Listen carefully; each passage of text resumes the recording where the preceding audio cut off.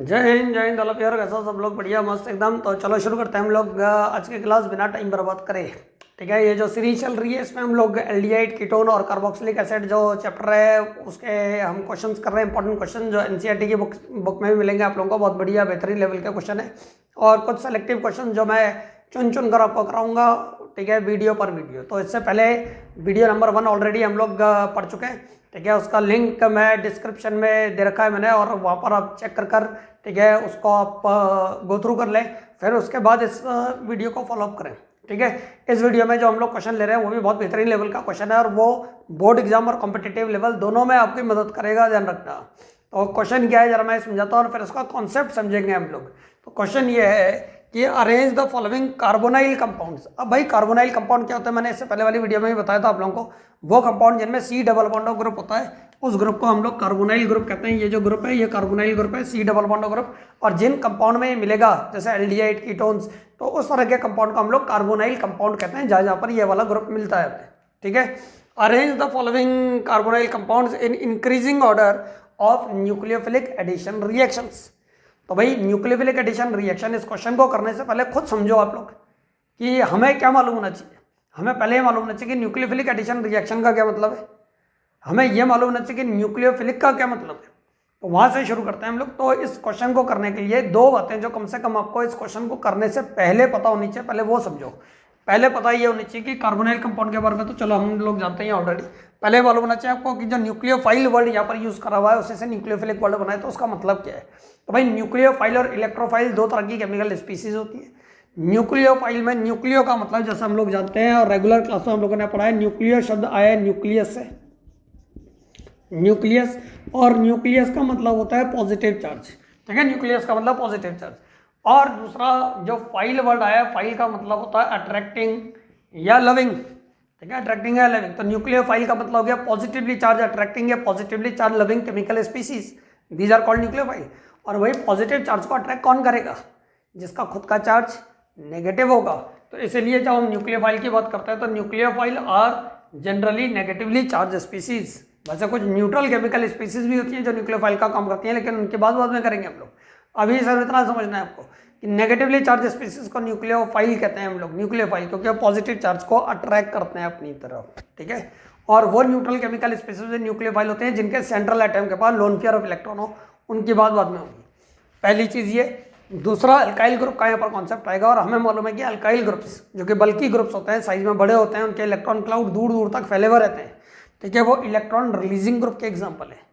दो तरह के ग्रुप्स हम लोगों ने ऑर्गेनिक केमिस्ट्री में पढ़े हैं, एक इलेक्ट्रॉन रिलीजिंग ग्रुप जिन्हें इलेक्ट्रॉन डोनेटिंग ग्रुप भी कहते हैं, शॉर्टकट में ERG EDG कुछ जो भी लिख दो आपकी मर्जी है। और एक होता है इलेक्ट्रॉन विड्रॉइंग ग्रुप। तो इलेक्ट्रॉन रिलीजिंग ग्रुप जैसा अल्काइल ग्रुप, एल्कोक्सी ग्रुप, ये इलेक्ट्रॉन रिलीजिंग ग्रुप के एग्जाम्पल है जिनमें कार्बन चेन होती है। इलेक्ट्रॉन विड्रॉइंग ग्रुप के भी एग्जाम्पल्स है, हालांकि वो फिलहाल यहाँ पर कम नहीं आने वाले, लेकिन ऑलरेडी हमने उनके बारे में पढ़ा है और आगे की वीडियोस में पढ़ेंगे भी उनके बारे में।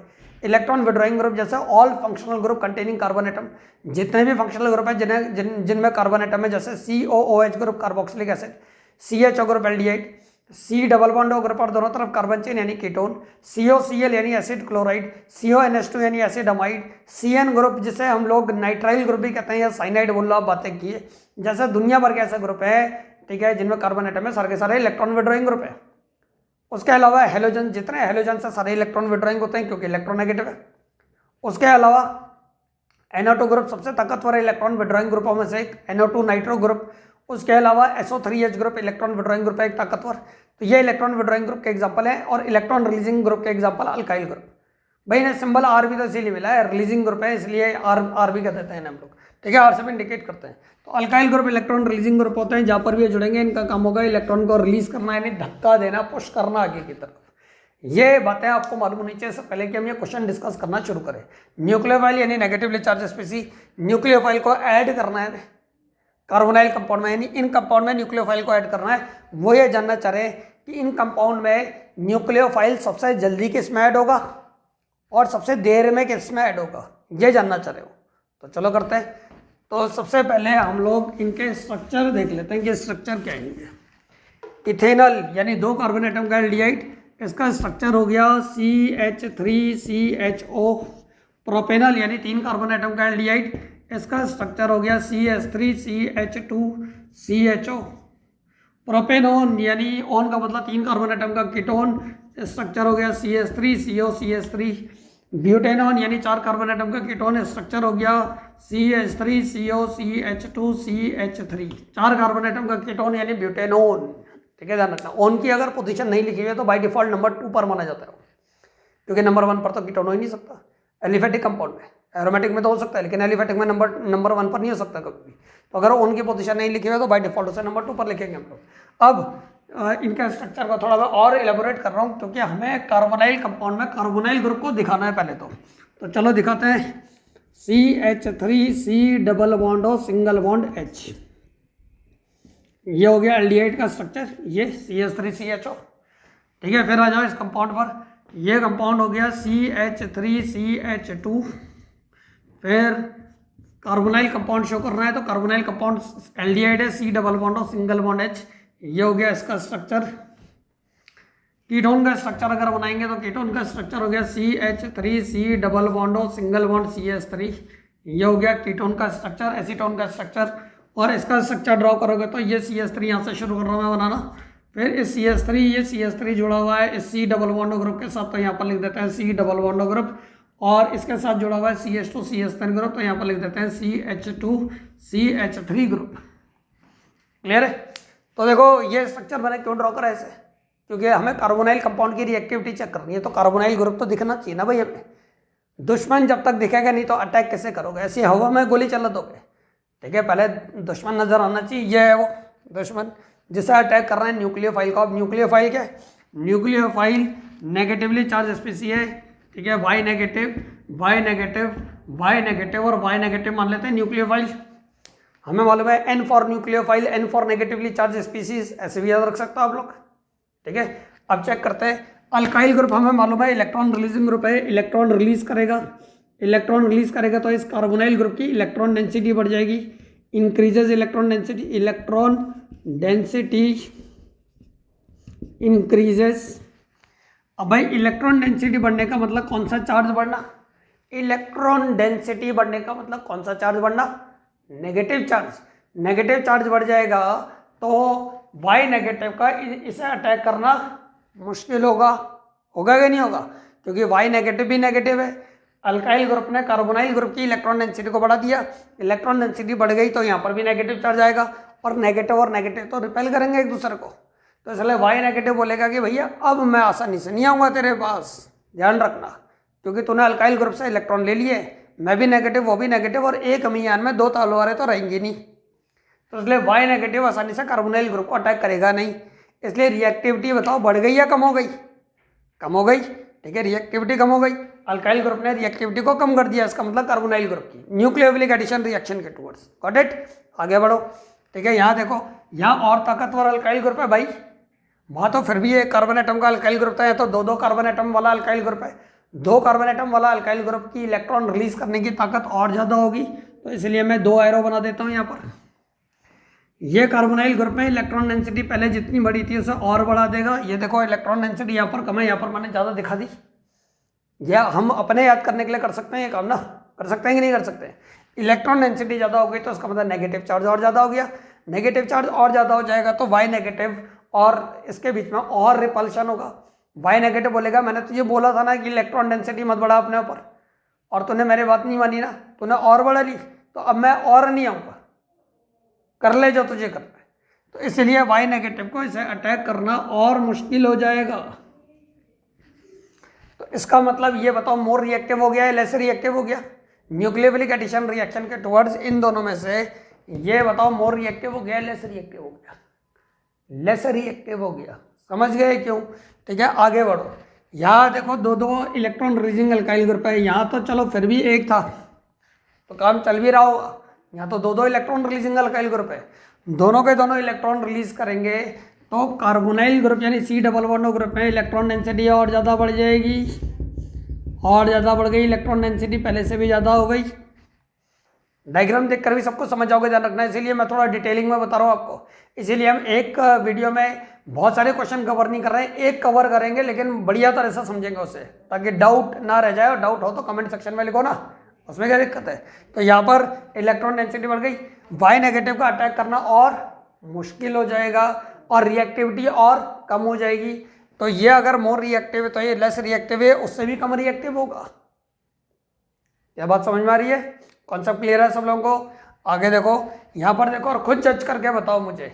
यहाँ एक इलेक्ट्रॉन रिलीजिंग अल्काइल ग्रुप है, ऊपर मिथाइल ग्रुप, नीचे और बड़ा इलेक्ट्रॉन रिलीजिंग अल्काइल ग्रुप है इथाइल ग्रुप, जिसकी इलेक्ट्रॉन रिलीज करने की पावर और ज़्यादा होगी।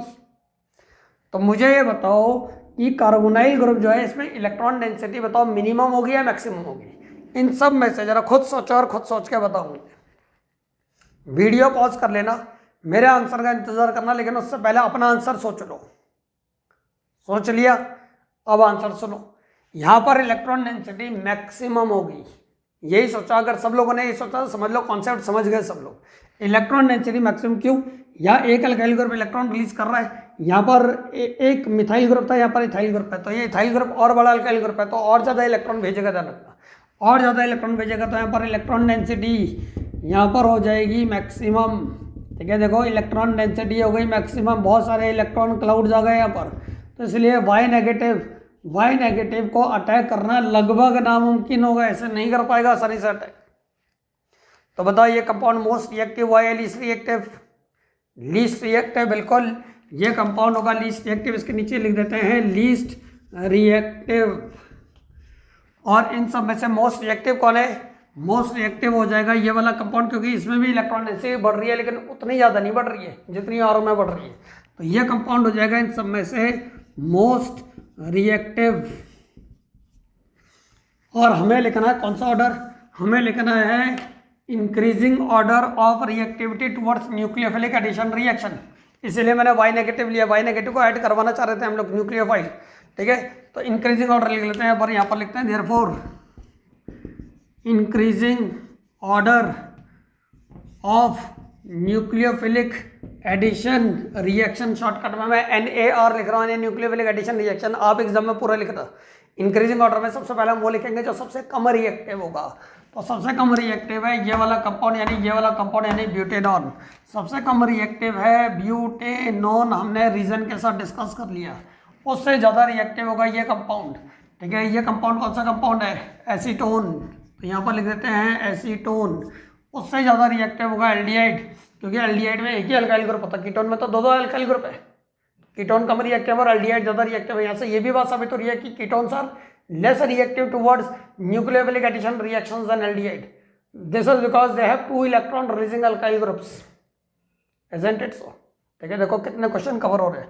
फिर उसके बाद एल्डिहाइड का नंबर आ जाएगा, एल्डिहाइड का नंबर आ जाएगा CH3CH2CHO, और फिर उसके बाद आ जाएगा इसका नंबर यानी एसिटाल्डिहाइड, जिसमें छोटा सा अल्काइल ग्रुप है CH3CHO।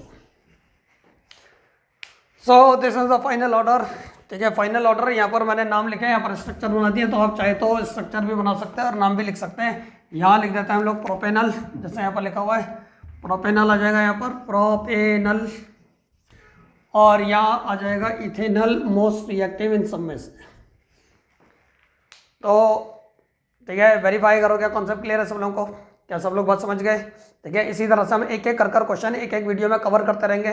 ठीक है, ताकि आप शॉर्ट वीडियोस देखें और शॉर्ट वीडियो देखकर एक एक क्वेश्चन अपने हिसाब से कवर करते रहे। ठीक है, इससे रिलेटेड आप सारे कॉन्सेप्ट पढ़ लेना। इस कॉन्सेप्ट से रिलेटेड कोई भी डाउट होगा आपको कमेंट सेक्शन में लिखना मत भूलना। ठीक है, and I will give you reply, this is my promise. ठीक है, डोंट वरी ऑन दैट।